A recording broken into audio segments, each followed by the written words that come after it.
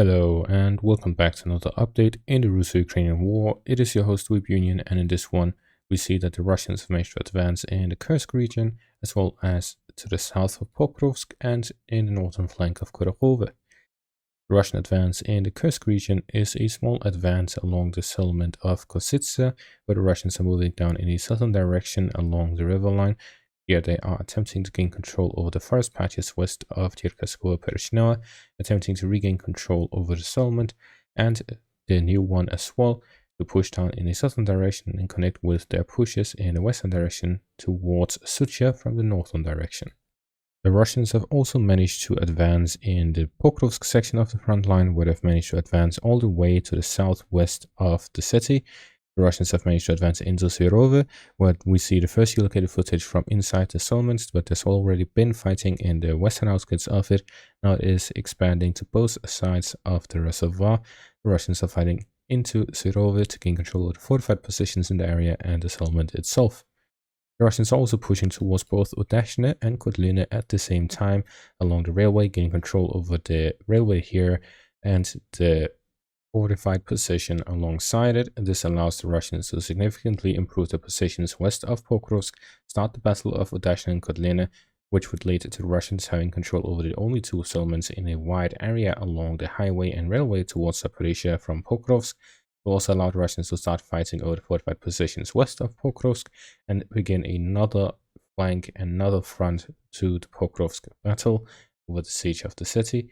The Russians are also advancing in the western direction towards the Dnipropetrovsk region on a wide front from Novovasilivka towards Usmanivka in the south, along the fortified positions in the center and Udashne in the north. This means a three-section front push towards the Dnipropetrovsk region, and this is to put heavy pressure on the western flank of Pokrovsk, where the Ukrainians now have much more limited supplies compared to earlier, with the Russian cut of the southern road and the northern road being within fire control of Russian artillery and FPV drones, with the eastern road being physically cut off as well. The Ukrainians only have one proper supply line in and out of Pokrovsk.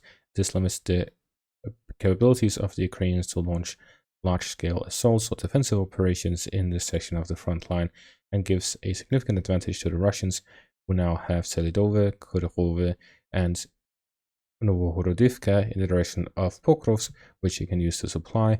They also have control over Avdiivka and Ozhyrotyne towards the eastern flank of the city, and they're fighting over the remaining parts of the Korokhove pockets and Velika Novosilka for the southern flank as well.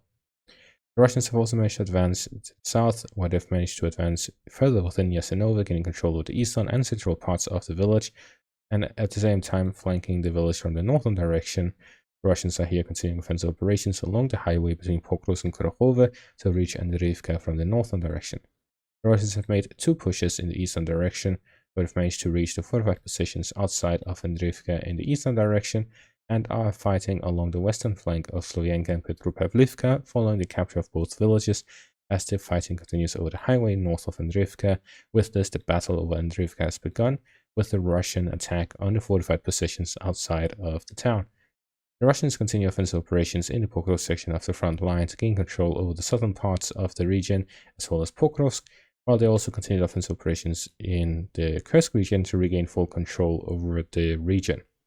And that is going to be all for this update. Thank you all for watching. Make sure to leave a like, subscribe, check out my Patreon and YouTube membership for additional content. Thank you all for watching, and have a great day.